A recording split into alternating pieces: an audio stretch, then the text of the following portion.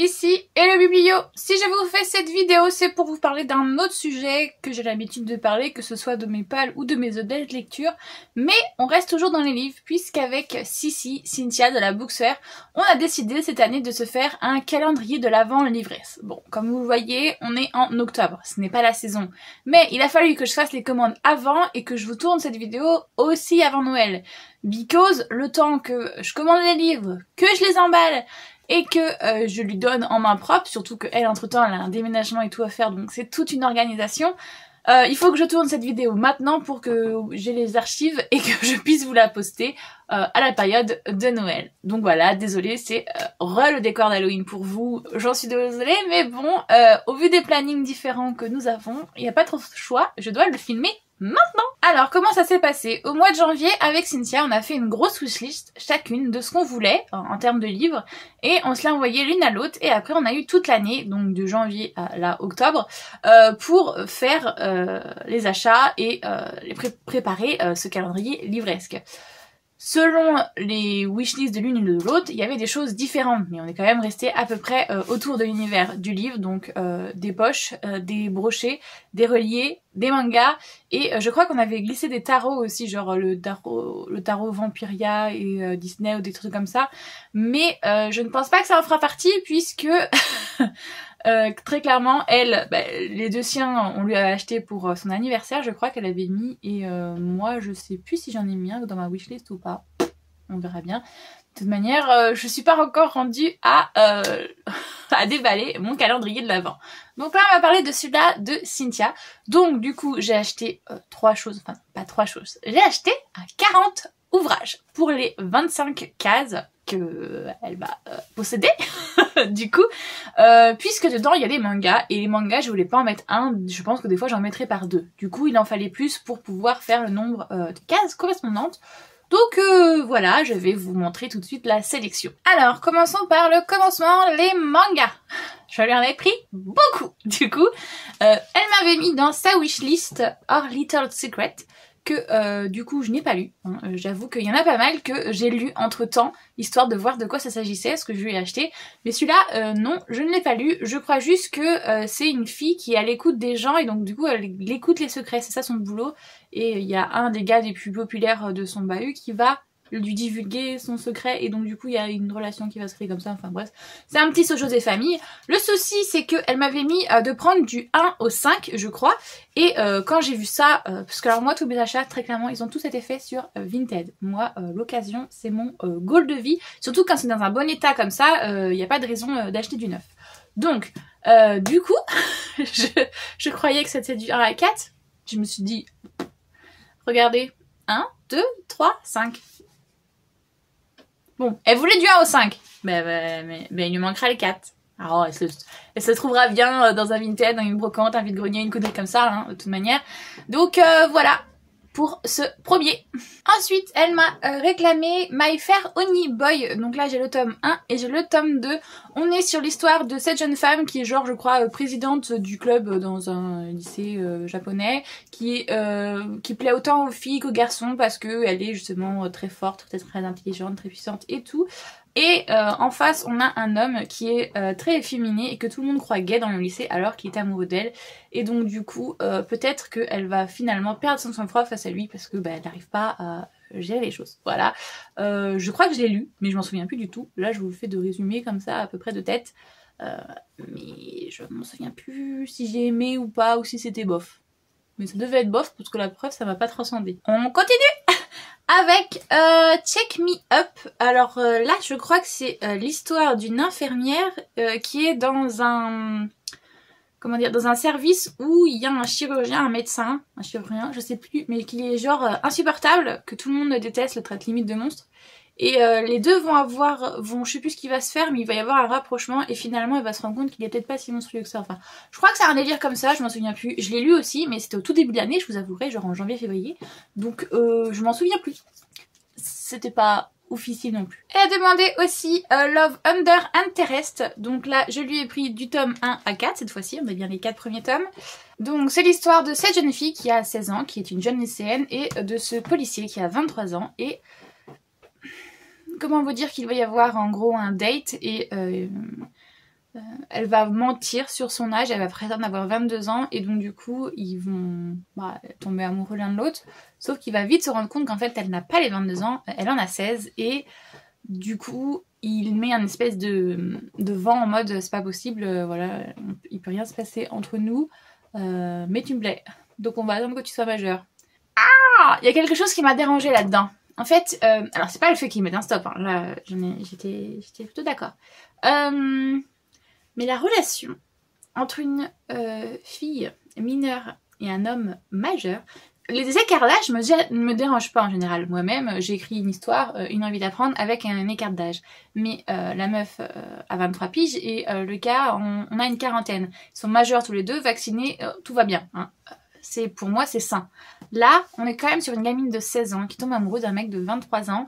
Elle est encore au lycée, c'est encore une petite lycéenne, et lui c'est déjà un jeune adulte qui travaille et tout, ils sont pas du tout dans la même sphère, et je sais pas, ça m'a posé problème. Il y a des moments, il y a des scènes, oui, je l'ai lu en janvier-février, mais je m'en rappelle encore, il y a des scènes qui m'ont dérangée, j'étais en mode creepy pour moi, ça ne passe pas en fait. Ça se veut être mignon, romantique et tout, mais non. Alors, il se passe pas grand chose, hein. Je crois qu'ils s'embrassent juste à peine, il n'y a pas de sexe ou de conneries comme ça, hein. C'est un petit shoujo tout mignon, c'est pas du hentai, hein. Mais, il y a, je sais pas, enfin, non, enfin voilà quoi. Non, je vous jure, il y a un truc qui fait que c'est pas passé pour moi. Franchement, il y a un truc aussi avec le mariage. Je crois qu'ils vont, genre pour vivre ensemble, ils vont se marier et vivre ensemble. Comme ça, leur relation passe mieux, même s'il y a cet énorme écart d'âge et qu'elle est toujours lycéenne. Bah gars, non en fait, c'est pas parce que tu te maries que t'as le droit de sortir avec des filles mineures. Non.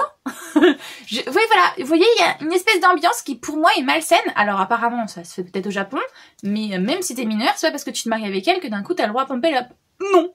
Au contraire, se marier avec une mineure, pour moi ça devrait même pas être légal. Je suis désolée, mais non, ouais, il m'a vraiment pas plu. Pour moi il y avait plusieurs gros red flags dedans, donc bon, de toute manière c'est pas pour moi, c'est pour elle, donc elle fera bien ce qu'elle veut, mais voilà. Alors la petite anecdote pour celui-là, c'est que j'ai pas fait gaffe, mais j'ai commandé 2 lots en fait sur Vinted. Il y avait 2 lots que j'avais mis en favori et je l'ai commandé 2 fois sans m'en rendre compte. Donc il y en a un que d'ailleurs vous trouverez dans mon Vinted si vous êtes intéressé. Là, je lui ai pris du coup du tome 1 au tome 5. Et sur mon Vinted, j'ai du tome 1 au tome 3, je crois, si vous voulez l'acheter. Au cas où ça vous intéresse. Alors, c'est encore un petit shoujo. C'est l'histoire de cette jeune fille qui va lire, je crois, sur son bureau une chanson d'amour et qui du coup va se demander qui a bien pu écrire cette histoire. Et elle va découvrir que c'est un gars de première. Donc du coup, elle va s'intéresser à lui et sous son apparence glaciale, elle va se rendre compte que c'est peut-être quelqu'un de très gentil et de très intéressant. Pareil, je l'ai lu, mais je m'en souviens plus trop. Je sais juste que la relation est très lente, j'ai trouvé. Après, c'est un shoujo, donc voilà, c'est peut-être un peu trop slow burn pour moi. Voilà, j'ai trouvé lente à se mettre en place et voilà, ça m'a... C'est pas un coup de cœur, ça va pas transcender. Et pour finir la catégorie manga, je lui ai pris du coup le tome 1 au tome 5 de Au-delà de l'apparence. C'est l'histoire de cette jeune fille qui a l'habitude d'avoir un masque. En fait, elle ne se montre pas elle-même en public, au contraire. Elle essaye d'être appréciée par le plus de gens possible. Donc du coup, elle porte un masque de la fille parfaite, la fille idéale. Mais du coup, ce n'est pas elle. Et un jour, quand elle va rencontrer un gars dans une école d'art, à qui elle va demander de l'aide, en mettant ce masque évidemment, clairement, il va l'envoyer péter en lui disant que lui, il n'aime pas les gens qui mentent, il n'aime pas les gens faux. Donc du coup, voilà, il veut pas l'aider, il l'apprécie pas. Et donc, à partir de là, va se créer une relation entre les deux où justement, elle va un peu lui courir, même beaucoup après, tout en voulant se faire apprécier de lui et des amis dans l'école d'art. Elle va essayer d'être un peu plus elle-même, voilà, ça va être sa quête d'apprentissage. À un moment, il va y avoir un triangle amoureux entre lui, son frère aîné et elle, voilà. Mais je m'en souviens plus non plus. Ça fait trop longtemps. Je me rends compte que finalement, un manga, ça reste pas forcément en tête. À part si t'as un gros coup de cœur, voilà. Mais les petits shoujo comme ça ne me restent pas en tête plus que ça. Je me souviens juste du speech de base, mais je pourrais pas revenir sur les détails. Alors que des fois, certains romans, je peux te refaire toute la trame de l'histoire. Donc voilà, pour les mangas qu'elle m'a demandé, on est quand même plutôt pas mal. On en a une bonne pile qu'il va falloir que je répartisse dans toutes les cases de son calendrier. Maintenant que je vous ai parlé des mangas que je lui ai achetés du coup pour son calendrier, je vais vous parler des poches que j'ai achetées et c'est quasiment, je crois bien même que c'est que des romances de Noël. En fait, elle m'a fait une espèce de liste de poches de romances de Noël et j'ai tout pris. Alors, pas d'un coup, mais petit à petit, au final, quand j'ai fait le bilan à la fin de sa wishlist, je me suis rendu compte que j'ai tout pris que les romances de Noël qu'elle m'a demandé. Donc, on va commencer par les poches, parce qu'il y en a aussi en grand format, mais bon, faut bien que je fasse un peu d'ordre dans cette vidéo. Donc, commençons par les poches. Je les ai pas lues la plupart, donc je sais pas de quoi ils parlent, je vais juste vous les présenter comme ça. Donc, on commence avec N'oubliez pas les chocolats. Alors forcément, le premier que je commence, je mens parce que celui-là, je l'ai lu. On est sur une histoire où c'est une femme qui n'aime pas Noël, qui n'aime pas la période de Noël et qui malheureusement va devoir aller travailler, je crois, dans un magasin où le patron, lui, adore Noël. Au contraire, c'est son business, c'est sa veille, c'est sa passion. Cette jeune femme, par contre, fait de très bons chocolats et quand elle va aller dans son premier jour de boulot, elle va ramener des chocolats et avec ses amis, enfin, du coup, ses collègues vont énormément apprécier ces chocolats et il y a une relation qui va se nouer entre cette creepy et le gars qui, du coup, shiny, puisque lui, il est très enjoué, très content et qui adore Noël et elle, pas du tout pour le coup. Donc voilà, c'est, je me souviens plus du reste du plot, mais en attendant, je sais que j'avais énormément apprécié. La preuve, je l'avais lu et je l'avais acheté et je l'ai acheté à Cynthia pour qu'elle le lise quand je l'ai vu dans sa wishlist. Direct, je dis ça, banco, c'est une bonne lecture, donc je te le prends. Et donc là, c'est bon, on est sur plusieurs livres que je n'ai pas lus, donc je peux pas vous en parler plus que ça. Ensuite, les oubliés de Noël, les miracles n'arrivent pas qu'au cinéma. Voilà, un petit poche inédit. Parce que avec Cynthia, ce qu'on essaye de faire en général, c'est que on se prend que des poches inédits, qui n'existaient pas en grand format. Quand le bouquin est en grand format, on ne se l'achète pas en poche. C'est un peu une règle de notre côté toquier, de notre côté de collectionneuse. C'est comme ça. Ensuite, du coup, elle voulait Je te ferai aimer Noël. Alors là, ce que j'avais pas compris justement dans sa wishlist, c'est qu'elle en avait demandé en poche qui n'étaient pas des inédits poches. Alors que justement, comme je viens de vous le dire, notre règle, c'est s'il existe un brochet, on le prend en brochet. Du coup, elle me donne un satin qu'elle m'a demandé en poche, que je lui ai pris en brochet. Donc on verra bien si elle est contente. Normalement, dans ce sens-là, c'est plus mieux que dans l'autre sens, mais bon, voilà. Donc, il y a celui-là. Il y a aussi Les ours mal léchés s'apprivoisent à Noël, dont on a rencontré l'autrice aux 10 ans, dédicace des 10 ans de Hugo New Romance. Voilà, donc je sais pas trop de quoi ça parle, mais moi aussi il faut que je lise parce que je me le suis acheté du coup. Et je lui ai interdit de l'acheter quand il y avait toute la table. Je fais tu ne fais aucun achat aujourd'hui. Elle me fait ah pourquoi? Je fais tu ne fais aucun achat aujourd'hui. Du coup elle a compris qu'il y en avait un qui était forcément dans son calendrier de l'avant. Donc voilà. On sait pas trop de quoi ça parle, mais bon. Ensuite, toujours pareil, dans les petites romances de Noël, Noël, Avalanche et Hésitation. Celui-là, je l'avais mis dans ma palle de septembre et dans ma palle d'octobre, et peut-être bien en août aussi, mais je suis pas dans le mood. Là, je suis dans le mood automnal. J'ai envie de lire de la witchy, de la spooky, je veux lire de la magie, de la fantasy, mais je suis pas dans les romances de Noël là en ce moment. Donc tant pis, parce qu'à la base, je voulais les lire, toutes les romances de Noël là, avant d'aller au FNR le 2 au 6 novembre à Strasbourg, mais ça va pas être possible, je suis pas dans le mood, donc tant pis. Je rencontrerai des autrices dont j'ai pas lu les livres, c'est pas grave. C'est comme ça, c'est la vie. Ensuite, il y a aussi Les azalées fleurissent en hiver, pareil, un inédit poche. Je sais pas de quoi il parle non plus, hein, mais c'est pas grave, ça sera de la découverte, de l'aventure. Pour vous, si vous connaissez, dites-le en commentaire peut-être, pour que certains aient les références. Sache de quoi ça parle, mais bon, en général, romance, Noël, hein, on sait où ça va aller, on sait dans quelle direction ça part. Ensuite, je lui ai pris 10 brochets, et sur les 10 brochets, il y en a 1, 2, 3, 4 que j'ai eu. Les autres, je les ai pas lus, et il y en a 2 qu'elle m'a demandé en poche, mais que j'ai pas trouvé en poche, que j'ai trouvé en brochet. Donc du coup, je lui ai pris un brochet. Voilà, je vous l'ai dit, mais je vous le répète au cas où, ou si vous n'avez pas compris. Pareil, comme je vous ai dit, il y en a 4 que j'ai lus, donc je pourrais vous faire les résumés facilement parce que je sais de quoi ça parle, mais les autres, je sais pas, donc je vous ferai pas de résumé. Si ça vous intéresse, vous irez voir les liens sur les différentes plateformes. Voilà, on se capte, on se connaît. Alors, je lui ai pris un Brittany Cherry, puisqu'elle adore cette autrice. La force de renaître. Ouais, bon, ça a l'air d'être quelque chose assez sombre, visiblement, Brittany et Cherry, c'est son dada. Donc moi, je sais pas trop, je n'ai encore jamais rien lu d'elle. Et à chaque fois que je lui dis ça, Cynthia, elle m'engueule comme c'est pas permis, mais bon, c'est pas ma faute. Il y a tellement de choses à lire, j'arrive pas à m'y mettre. Elle, ses romans m'intéressent moins que les autres, et donc du coup, tout le monde passe avant elle. Et c'est pareil pour Colleen Hoover, à chaque fois, elle hurle quand je te dis que j'en ai encore pas lu un. Mais bon, c'est comme ça, on peut pas tout lire tout le temps partout. Donc ça fait partie des 2 brochets qu'elle m'a demandé en poche, mais que j'ai trouvé en brochet. Donc je l'ai pris, voilà. Fuck Eve, mon père Noël s'appelle Adam. Voilà. Un petit romance de Noël en plus, hein, parce que visiblement, elle n'en avait pas assez. Ensuite, je lui ai pris Les Royaumes en danger. Ça, c'est Les Héritiers, le tome 5. Alors, j'étais un peu déçue parce que... vous voyez ça? Ça, on déteste. Et c'était pas mis dans l'annonce. Donc, voilà. Je mettrai un petit mot d'excuse parce que... elle et moi, on n'aime pas ça dans nos bibliothèques, on déteste. Mais en même temps, c'était pas mis dans l'annonce et ça me fait chier parce que, voilà, je déteste ça. Pour ceux qui connaissent pas, les royaumes, enfin les héritiers plutôt, c'est l'histoire d'une jeune femme qui est plutôt pauvre, même très pauvre, puisqu'elle fait du striptease et elle ne connaît pas son père et sa mère est malade. Alors je sais plus si c'est un cancer ou quoi qu'elle a, mais bref. Donc elle fait du striptease en plus de son lycée pour pouvoir payer justement les frais médicaux de sa mère, jusqu'au jour où un homme millionnaire va taper à sa porte et lui dire « Bah écoute, en fait, je crois que tu es l'héritière de mon meilleur ami, donc qui était millionnaire évidemment lui aussi, donc j'ai décidé que tu deviendrais ma filleule et voilà, elle va arriver dans une maison avec un espèce de... Enfin, c'est un domaine, un espèce de manoir avec évidemment, je sais plus s'ils sont 4 ou 5 beaux gosses dans cette famille et donc elle va être au milieu de tout ça, un peu la Inheritance Game. Voilà, on est dans le même délire, forcément elle va se lier d'amour avec un des gars.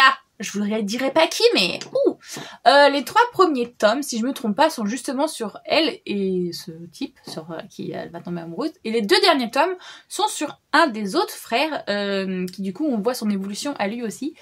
Et j'adorais. Voilà, très clairement, c'est une très bonne histoire qui, moi, j'ai énormément apprécié. Et donc, du coup, quand je l'ai vu qu'elle a mis dans sa wishlist, je lui ai dit, bah oui, je te le prends, franchement. Voilà, ça complétera ta collection.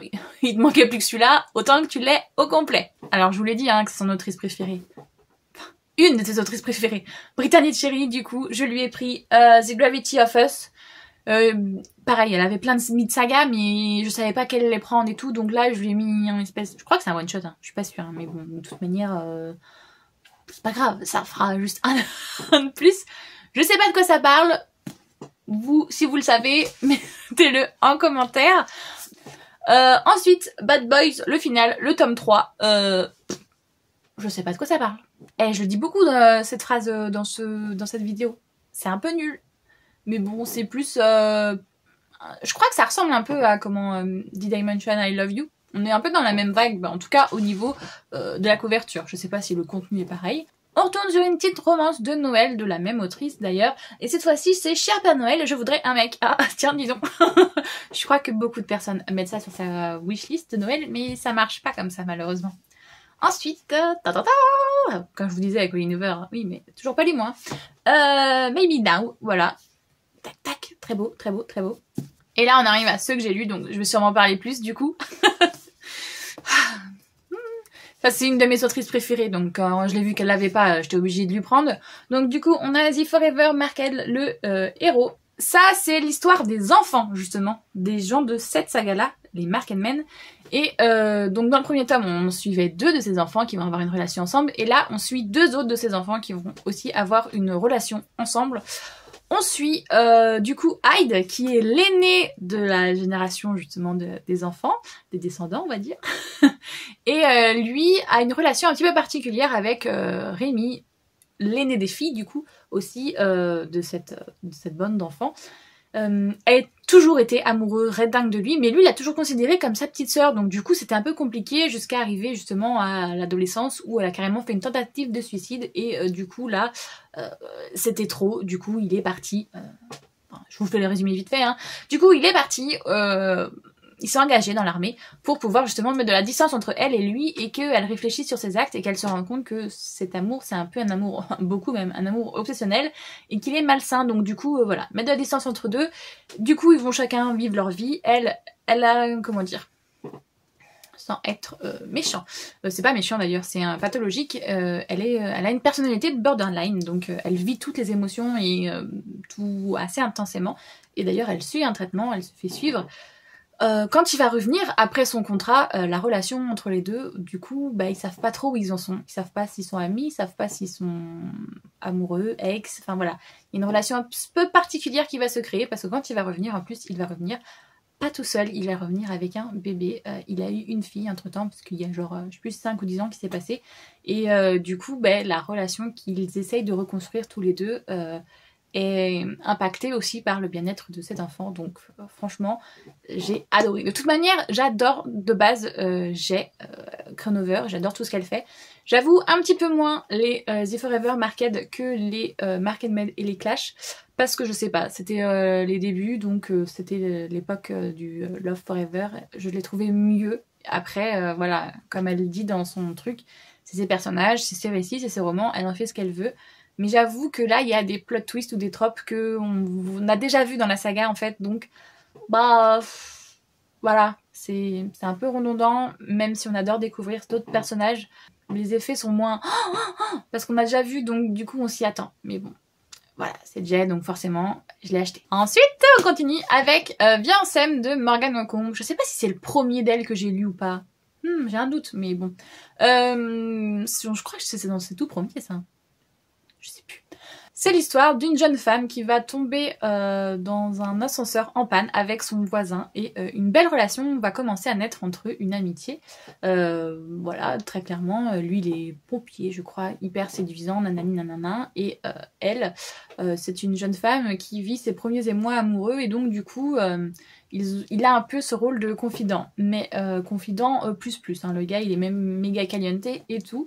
Jusqu'au jour où justement sa relation amoureuse à elle va commencer à un petit peu évoluer et il va falloir passer aux choses sérieuses, sauf qu'elle est toujours vierge et elle n'est pas très à l'aise avec ça. Et donc du coup elle va demander à son meilleur ami et voisin de la dépuceler tout simplement. Au début il va refuser parce qu'il va trouver ça hyper bizarre et en fait petit à petit il va se rendre compte que il y a peut-être quelque chose entre eux et du coup la relation évidemment va évoluer. Je l'ai bien aimée cette relation, je l'ai trouvée assez saine, c'est dans mes souvenirs en tout cas. Mais voilà, je peux pas vous en dire plus parce que c'est vrai que c'est un des tout premiers que j'ai lu d'elle, je crois. Donc ça remonte à très longtemps, peut-être bien une dizaine d'années. Donc voilà, elle me l'a demandé, je lui ai dit. C'est une duologie aussi avec Aime-moi, je te fuis. Ouais, c'est ça, je crois. Hein. Où du coup, c'est la meilleure amie colocataire de Violette. Avec le meilleur ami aussi du pompier là, je sais plus son nom, Loan. Voilà. Et du coup, les deux ont couché ensemble, mais c'était genre le pire coup de leur vie et... Malheureusement, comme ils sont tous les deux meilleurs amis de ce couple-là, ils se voient régulièrement et c'est genre, mais l'ambiance, elle est pas terrible entre les deux. Et évidemment, leur relation va évoluer parce qu'ils vont apprendre à se déconnaître en dehors du fait qu'ils soient un mauvais coup l'un l'autre et ils ont des passions communes, ils ont des attraits communs, donc du coup, voilà, la relation va évoluer, mais... Ce que j'avais bien aimé dans ce deuxième tome, pas dans celui-là, dans l'autre justement, c'est qu'on parle aussi beaucoup de la communauté queer, puisque elle est bi, tout simplement, l'autre personnage, la protagoniste de l'autre tome, et du coup, forcément, j'aimais bien. Ouais. Je suis en train de me rendre compte que cette vidéo va être méga longue, mais bon, on continue, et c'est le dernier, d'ailleurs, un des derniers que j'ai lu dans toute cette pile, c'est Bienvenue à Lafayette de Océane Ganem, que j'ai lu au mois de août ou de septembre, je sais plus, peut-être bien ça. Non, août. C'est l'histoire d'une jeune femme qui est une riche héritière d'un système pétrolier, d'une entreprise pétrolière. Et il va y avoir un énorme scandale qui va éclater sur une relation qu'elle a entretenue avec un homme marié. Et donc du coup, elle va être mise à la porte de chez elle. Tous ses amis vont se retourner contre elle à cause de ce gros scandale. Elle va essayer de vivre anonymement avec du coup plus aucune ressource, donc elle va redescendre de 1000 étages. Elle va changer de quartier et elle va changer d'université et du coup elle va devoir aussi aller vivre quelque part. Et en épluchant les petites annonces, elle va se rendre compte qu'il y a une colocation avec 3 filles qui lui proposent de venir chez elle. L'emplacement, le prix est hyper top, abordable, donc elle y va. Et quand elle y va, elle se rend compte que ce ne sont pas des filles, que ce n'est pas Océane mais Océan, que ce n'est pas Andrea pour une fille mais Andrea pour un garçon. Et Camille, pareil, c'est un garçon. Donc du coup, elle va se retrouver avec une coloc d'un gars qui est à fond sur l'astrologie, qui est une pile électrique, d'un autre gars qui est plus romantique, fleur bleue, mais qui est muet, et d'un autre gars qui est très militant écologiste, très brut de pomme, un peu en mode surfer vibe. Et évidemment, une relation va se nouer entre elle et lui, et entre les non-dits et tout et tout. Voilà, parce que forcément, héritière d'un groupe pétrolier et lui écologiste militant, ça va graisser des dents. Et du coup, j'ai adoré cette romance. Je l'ai trouvée à la fois bien faite, pas trop slow burn, mais en même temps, voilà, ils sont pas couchés direct ensemble, même si on sent la tension sexuelle dès les premières pages. Peut-être pas dès les premières pages, mais voilà, dès les premiers moments où ils se rencontrent, on sent que c'est tendu. Et il y a des... voilà. En gros, le moment où ils couchent ensemble et le moment où ils déclarent qu'ils sont enfin amoureux, il y a un laps de temps en fait. Ils vont coucher plusieurs fois ensemble avant de comprendre que là-haut, voilà, faut percuter.